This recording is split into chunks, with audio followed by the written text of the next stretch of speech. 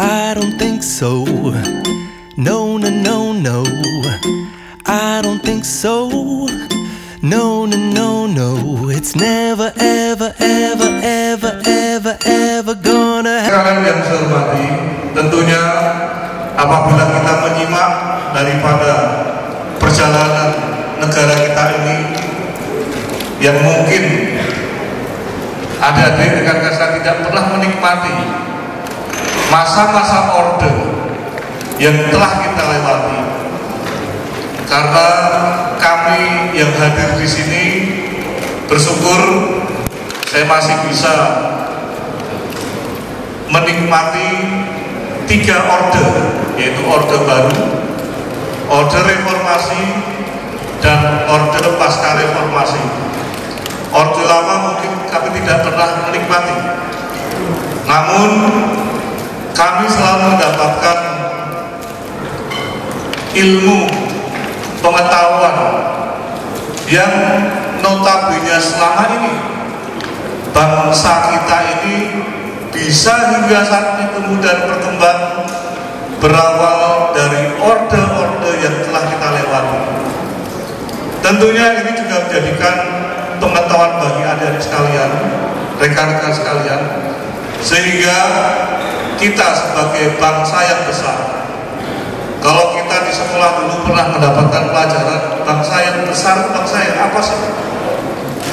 Bangsa yang besar itu adalah bangsa yang tidak pernah meninggalkan atau melupakan jasa-jasa para pahlawannya.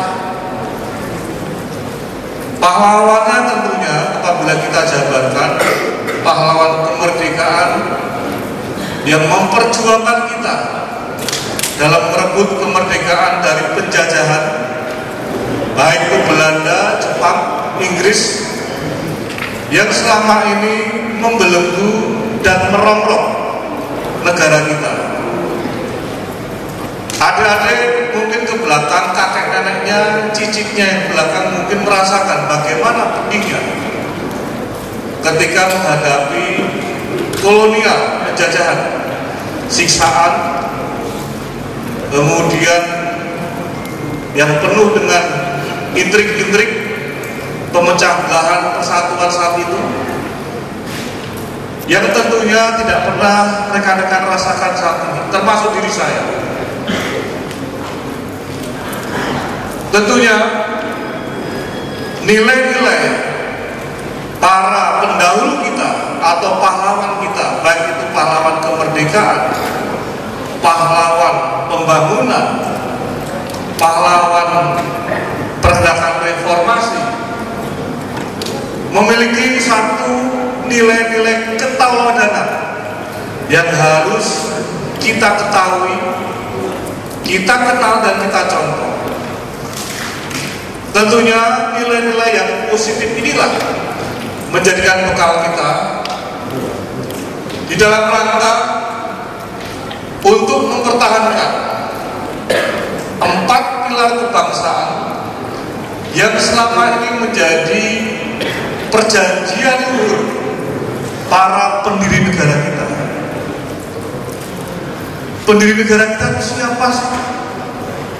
Apabila kita menengok ke belakang, rekan-rekan sekalian, pendiri negara kita adalah mereka para pahlawan yang sudah memperjuangkan kemerdekaan, dan pada akhirnya pada tanggal 17 Agustus 1945 dengan kepemimpinan saat itu Presiden Soekarno bersama wakil presidennya Insinyur Hatta memproklamirkan kemerdekaan Republik Indonesia, yang pada akhirnya menjadikan 4 pilar ini sebagai satu kekuatan bangsa kita yang hingga saat ini tetap kita junjung tinggi dan kita pertahankan.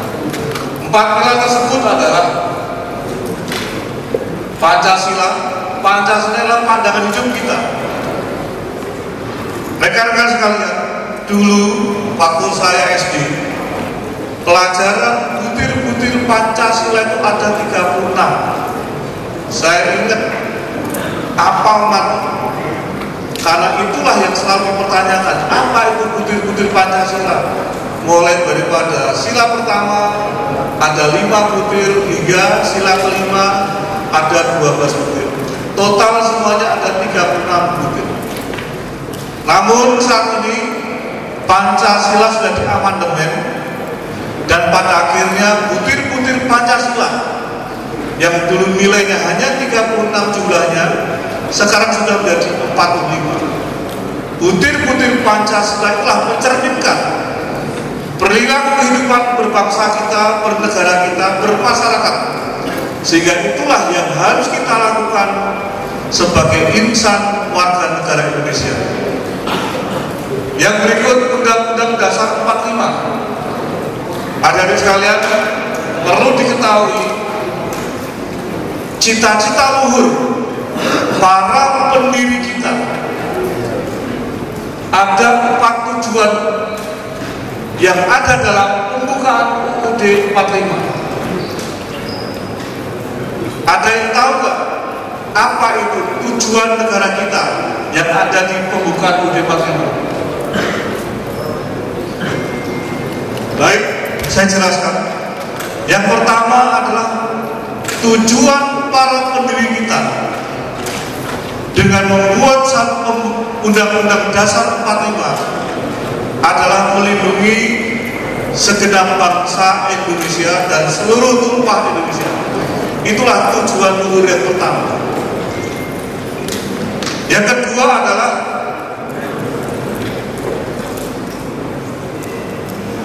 ada yang tahu? Mencerdaskan kehidupan bangsa.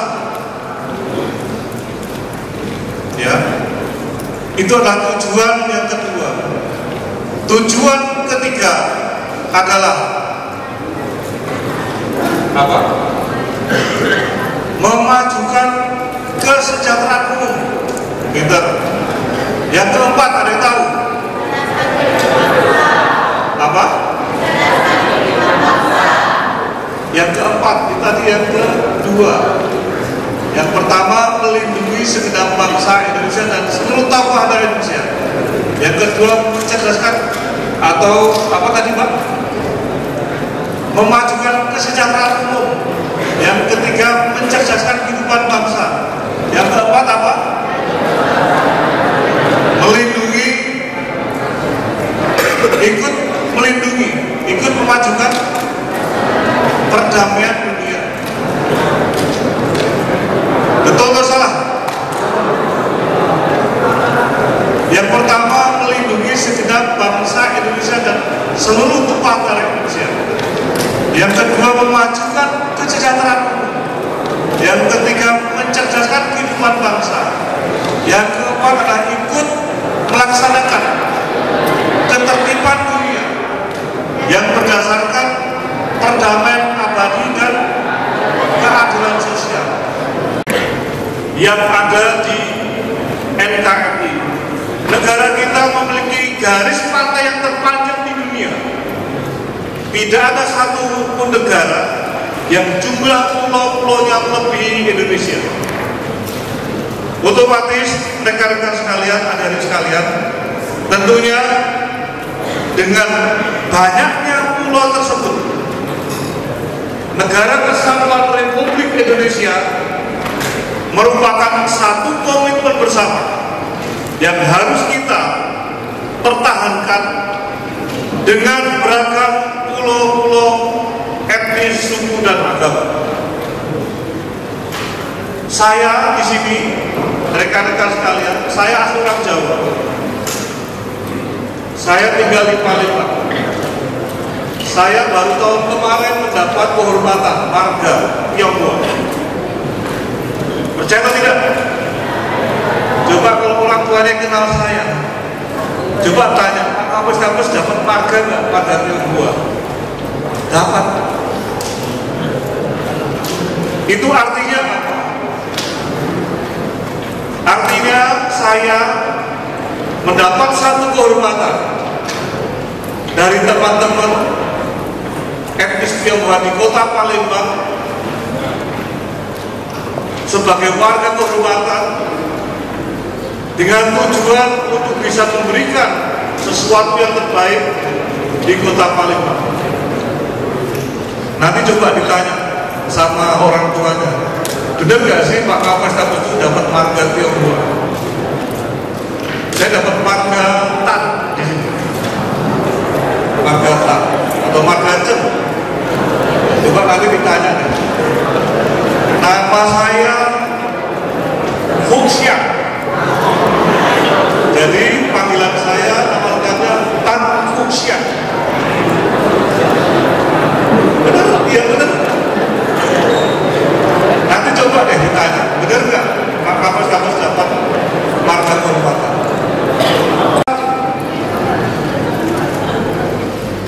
Inilah harapan daripada para pendiri bangsa kita, para pahlawan kita, paling pengorbanan agar 4 pilar kebangsaan, yaitu Pancasila, UUD 45, NKRI dan Bhinneka Tunggal Ika. Tujuan nasional negara kita yaitu menciptakan masyarakat yang adil dan makmur. Tentunya tujuan ini caranya adalah dengan rekan-rekan belajar secara serius sebagai mahasiswa, sebagai adik sekalian.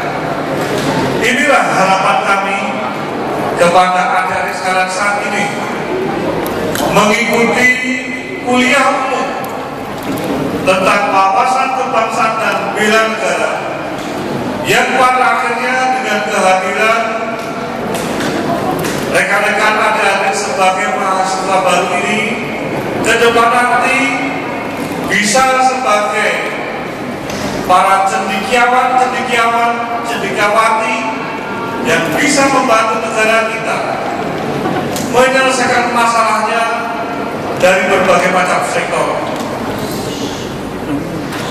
Adik-adik sekalian, rekan-rekan sekalian yang saya hormati, tentunya kehidupan kita tidak ada artinya apabila keringat kita, pikiran kita, energi kita yang kita miliki tidak bermanfaat untuk orang lain. Ingat, kalau di agama Islam mungkin sama saya pikir, amalan-amalan yang diterima oleh Allah Subhanahu wa Ta'ala, Tuhan yang Maha Esa, itu hanya ada 3. Pertama, doa anak yang soleh. Yang kedua adalah amal jariah.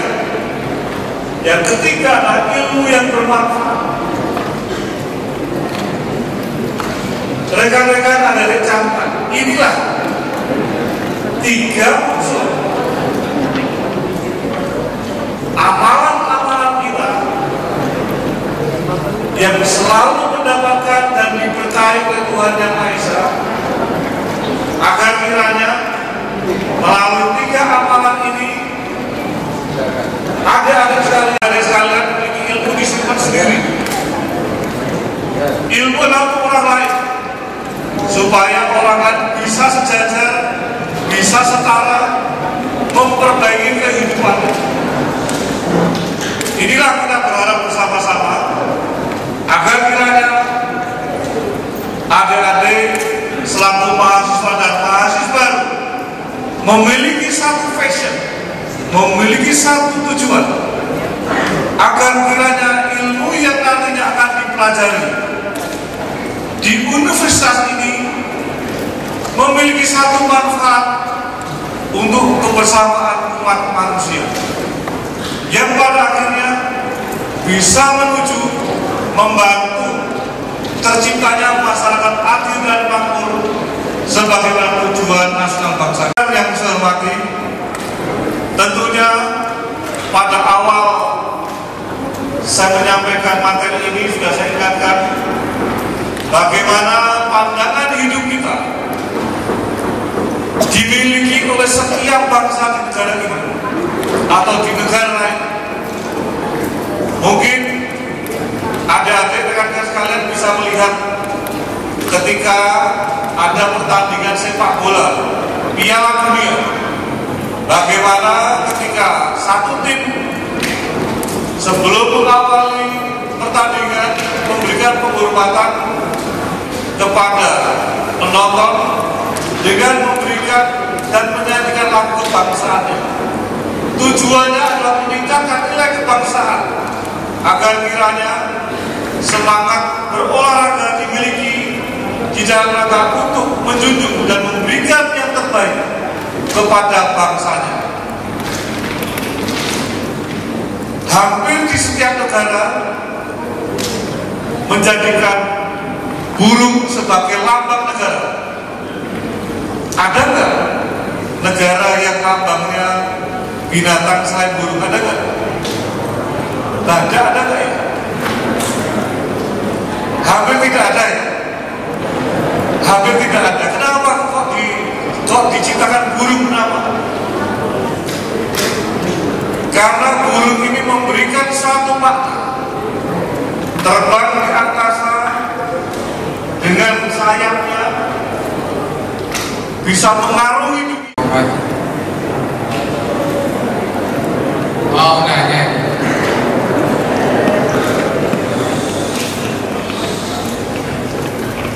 Silakan.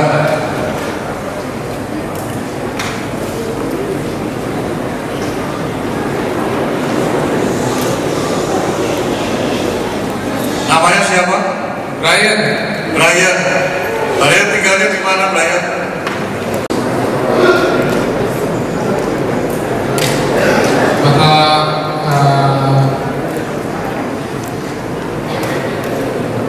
Tentang apa? Suku agama dan pergolongan.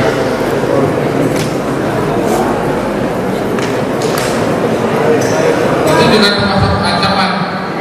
Apa? Itu juga termasuk ancaman keutuhan negara kan? Ya, apa? Tentang apa? Konflik. Konflik. Konflik. Ya. Konflik antara Suku antar agama, antara golongan, antar golongan. agama juga. Oke. Baik, terima kasih, Brian.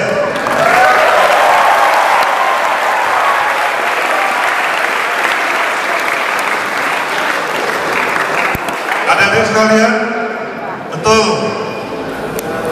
Konflik adalah satu dampak yang terkategori sebagai ancaman. Konflik yang terkecil adalah konflik di antara kita. Misalnya, nanti semoga tidak ada di sini ya, di luar. Adanya tawuran antara anak SMK ini dengan SMA ini, itu juga kategori konflik. Konflik antar pelajar. Konflik adalah satu bentuk akibat dari sebuah perbuatan yang terkategori sebagai ancaman. Ini juga bisa berdampak pada keutuhan, persatuan, dan kesatuan di antara kita. Mungkin di tingkat sekolahan, di tingkat kelurahan, yang bisa menjadikan bibit-bibit jadi satu permasalahan yang